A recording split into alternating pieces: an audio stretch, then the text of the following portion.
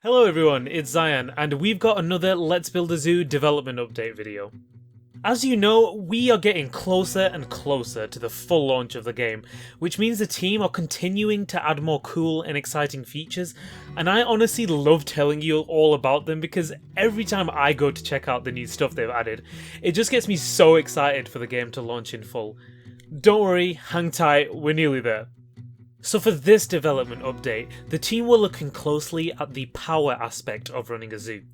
So that basically means things like electricity, how many resources your zoo is using, and whether your zoo is just environmentally friendly in general. You may remember in the demo where animal welfare officers would pop into your zoo to check up on your animals. Well, in the same way, you'll have environmental officers visit your zoo to see how friendly your zoo is to the environment.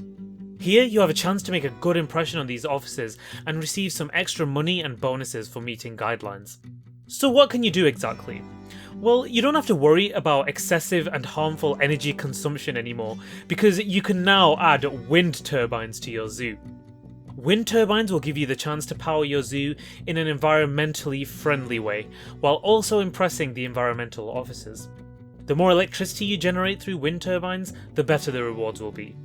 You can place as many wind turbines as you want, wherever you want, and the more you place, the better effect it'll have.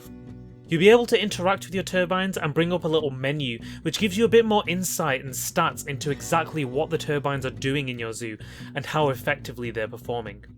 So I've talked to you about how you can generate electricity for your zoo, but what else can you do to make your zoo even more friendly? Well, another environmental issue is carbon emissions, and this is another thing that has been added to Let's Build a Zoo. Trees and greenery equal less emissions, so you'll have to keep this in mind when decorating your zoo. The more trees you have, the more emissions you'll be able to offset, and again, this will be another way of impressing environmental officers and claiming further rewards.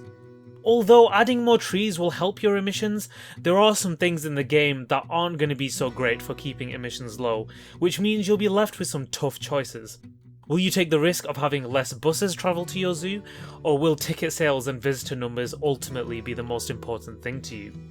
So there you have it. This week's update has had a big focus on energy and environmental impacts, which adds a whole new dimension to the game and gives you some tough things to think about with some critical choices to be made. But you know it wouldn't be Let's Build a Zoo without throwing a spanner in the works and giving you some difficult decisions. But nevertheless, I hope you all enjoyed this development update. If you haven't already, make sure you join the official Let's Build a Zoo Discord. The link for that is in the description below, as the Discord is the first place you'll hear about Let's Build a Zoo development updates and news. And we've also got a super friendly community who you can chat to and talk about the game with. Thank you very much for watching. Let's Build a Zoo is available to wishlist now on Steam, and until the next development update, I'll see you again.